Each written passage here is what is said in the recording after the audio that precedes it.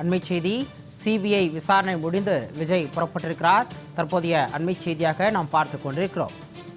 Delhi CBI அலுவலகத்தில் சுமார் 6 மணி நேர விசாரணைக்கு பிறகு தவேக தலைவர் விஜய் விசாரணை முடிந்து கிளம்பியிருக்கிறார். நேரலை காட்சிகளை நாம் பார்த்து கொண்டிருக்கிறோம். விஜயிடம் காலை 11:30 மணிக்கு தொடங்கிய சிபிஐ விசாரணை தற்பொழுது சுமார் 6 மணி நேரத்திற்கு மேலாக நடைபெற்ற நிலையில் முடிவடைந்திருக்கிறது. சிபிஐ தலைமை அலுவலகத்திலிருந்து விஜய் காரில் புறப்பட்டு செல்லக்கூடிய நேரலை காட்சிகளை நாம் பார்த்து கொண்டிருக்கிறோம்.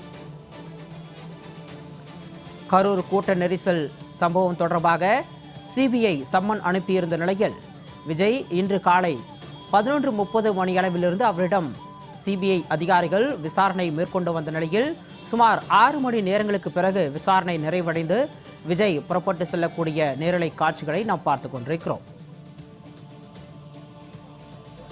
டெல்லி சிபிஐ அலுவலகத்தில் 6 மணி நேரத்திற்கும் மேல் நடைபெற்ற விசாரணை முடிவடைந்த நிலையில் தவேக தலைவர் விஜய் சிபிஐ தலைமை அலுவலகத்திலிருந்து காரில் புறப்பட்டு செல்லக்கூடிய நேரலை காட்சிகளை நாம் அண்மை செய்தியாக பார்த்து கொண்டிருக்கிறோம்.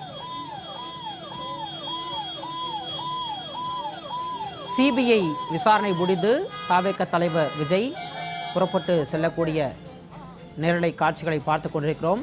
கடந்த ஆண்டு செப்டம்பர் 27ஆம் தேதி கரூர் வேலுச்சாமிபுரத்தில் விஜய் பிரச்சார கூட்டத்தில் ஏற்பட்ட நெரிசலில் சிக்கி 41 பேர் உயிரிழந்த நிலையில் இது தொடர்பான வழக்கு விசாரணைக்காக விஜய் சிபிஐ தலைமை அலுவலகத்தில் ஆஜரான நிலையில் தற்பொழுது விசாரணை முடிந்து வெளியேறும் காட்சிகளை பார்த்துக் கொண்டிருக்கிறோம். கூடுதல் விவரங்களோடு எமது சிறப்பு செய்தியாளர் யோகேஸ்வரன் இணைப்பில் இருக்கிறார்.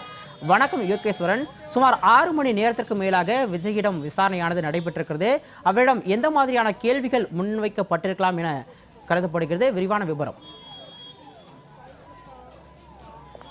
சிகாமணி, 2025 செப்டம்பர் 27 அன்று கரூர் வேலுச்சாமிபுரத்தில் தமிழக வெற்றி கழகத்தினுடைய தேர்தல் பரப்புரையில் ஏற்பட்ட கூட்ட நெரிசலில் சிக்கி 41 பேர் உயிரிழந்த விவகாரங்கள் தொடர்பாக சிபிஐ தமிழக வெற்றி கழகத்தினுடைய தலைவர் விஜய்க்கு சம்மன் அனுப்பியிருந்தது. இந்த சம்மன் அடிப்படையில் இன்று காலை சென்னையிலிருந்து தனி விமானம் மூலமாக டெல்லி வந்திருந்த நிலையில லோதி எஸ்டேட் சாலையில் அமைந்திருக்கூடிய சிபிஐ அலுவலகத்தில் சரியாக காலை 11:30 மணி அளவுல தவேக தலைவர் விஜய் விசாரணைக்கு ஆஜரானார். அவரிடம் 11:45 மணி அளவுல விசாரணை என்பது தொடங்கியது. கிட்டத்தட்ட 6 மணி நேரங்களுக்கு மேலாக தமிழக வெற்றி கழகத்தினுடைய தலைவர் விஜயிடம் பல்வேறு விசாரணைகளை சிபிஐ அதிகாரிகள் மேற்கொண்ட நிலையில 6 மணிக்கு அவரிடம் விசாரணை நிறைவடைந்து அவர் இங்கிருந்து புறப்பட்டு விட்டார்.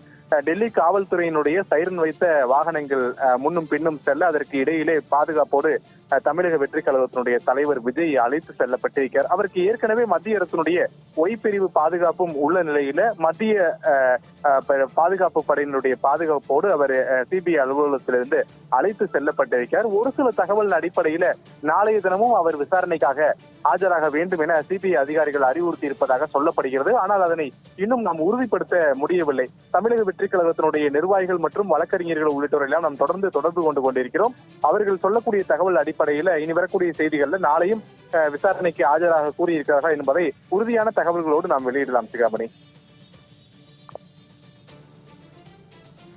விவரங்களுக்கு நன்றி யோகேஸ்வரன்.